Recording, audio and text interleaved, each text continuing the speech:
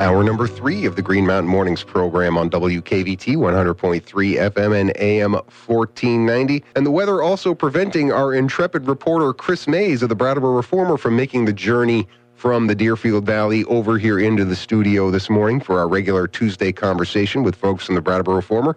Instead, he is joining us by telephone. Probably a safe choice, Chris.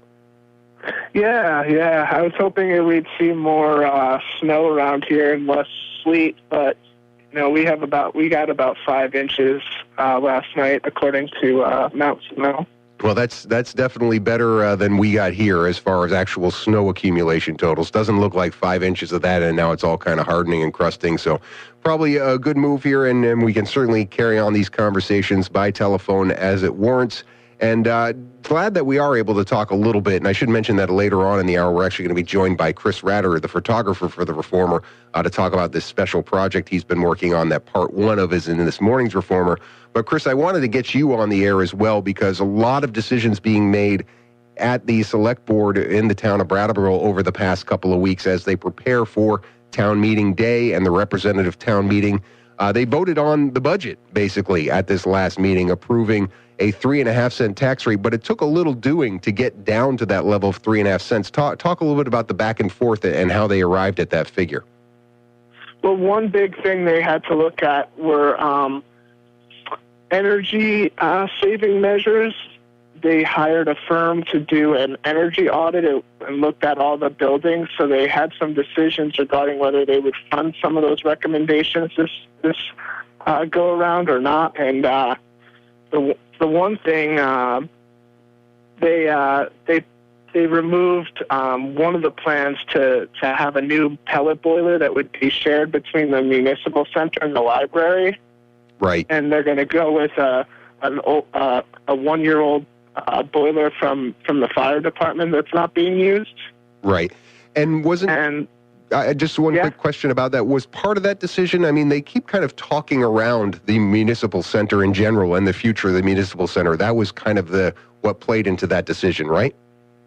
Yeah, they kind of had to make decisions around that because they're not sure how long they're going to be in there. There's talk about a tenant or tenants taking over some of the space, and with the police department moving out, they're not sure what the future use of that building is going to be in terms of municipal usage. Right. So investing in the pellet boiler, they thought was something they could give a pass on. Okay, I didn't mean to cut you off there. A couple other things that you wanted to mention. No, but they still decided to keep the energy saving measures at the municipal center. And one of the board members, David Scholl, said, "Yeah, I think that will be a good idea because it provides value to the building if we're trying to get rid of it."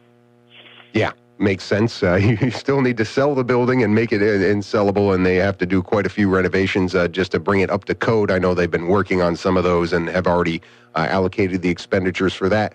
Now, they also are drawing from the town's surplus to get it down. I think it was, from 5.5 cents to 3.5 cents? Is that right? Yeah.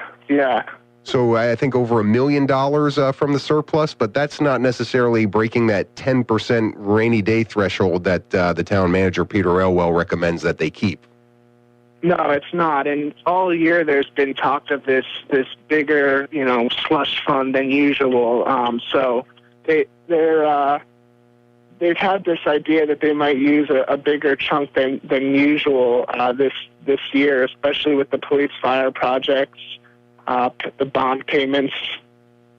Right. The 3.5 cents, I think I heard them say, was basically the bond payment. By paying off this other amount, the tax increase on the budget is basically paying that extra duty that they have now with the first year, and everybody's saying the first year of this investment, of this borrowing of money for the police fire facility upgrade is going to make taxes higher this year. So probably a good choice by them to keep it at that 3.5-cent increase level.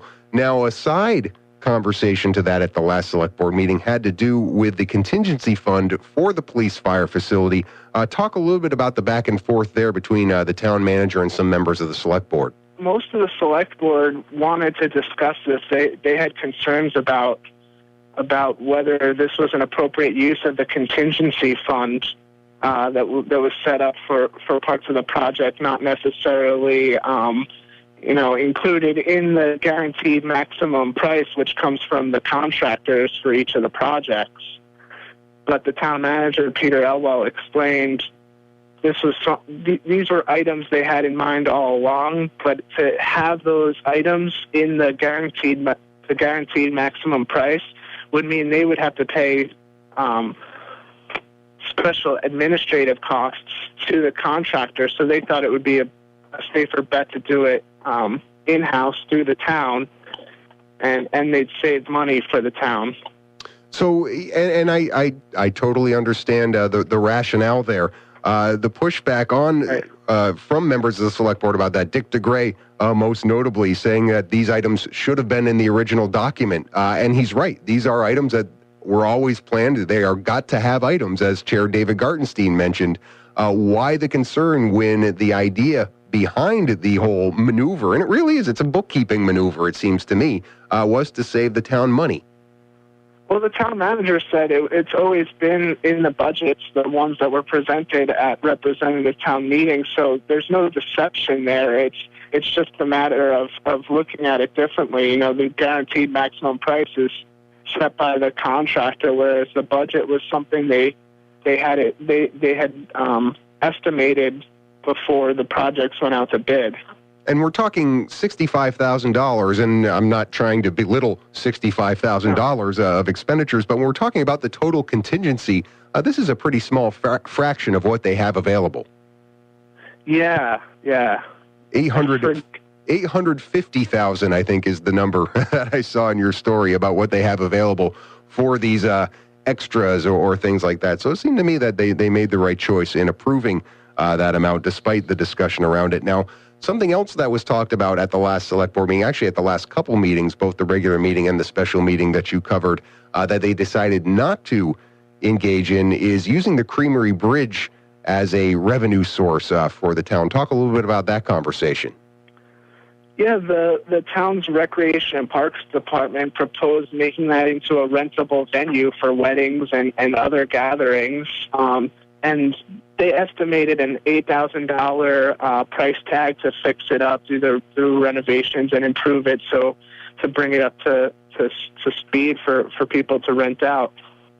And so this was an idea brought forth by the rec department. Did they project any revenues that might come from this?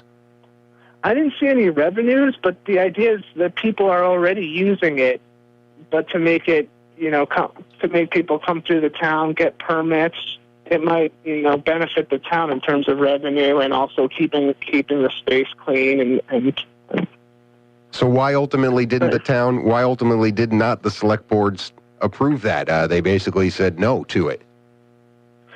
Well, Kate O'Connor, the vice chairwoman, she said it's a historic thing, and she wouldn't want to take away from people who want to go and look at it. If somebody's having an event, then people aren't going to get to go and take photos or go and walk through it.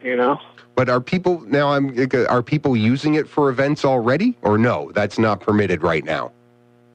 Well, I think people are free to use it. There's no rules against it. So somebody could just organize a wedding and a reception at that space, and they wouldn't have to get permission from anybody. I could just show up tomorrow and throw a party there. I don't know if it's in the condition where someone would do that. I see. All right. Okay. I was just trying to. I guess you could, depending on how big of a gathering you're at. Right. Well, don't worry, Kate. I'm not going to organize a party there anytime soon. I just kind of just trying to figure out, so it sounds like the town owns it, right? I mean, if the rec department is asking permission to do this and asking to do upgrades, is it owned by the town, the Creamery Bridge? I believe so, yeah. Yeah, okay, interesting. I'm sure that'll come up again as the town continues to explore other revenue sources. That is all the time we have with Chris Mays this morning. Really appreciate you calling in, sir. Be safe out there. All right, thanks. You too. All right, when we come back, we will talk with Chris Ratter, photographer for the Brattleboro Reformer. He and his wife, Amy Ratter, collaborating on a 5-part story, the first part of it in today's edition. Back with that after the bottom of the hour news break.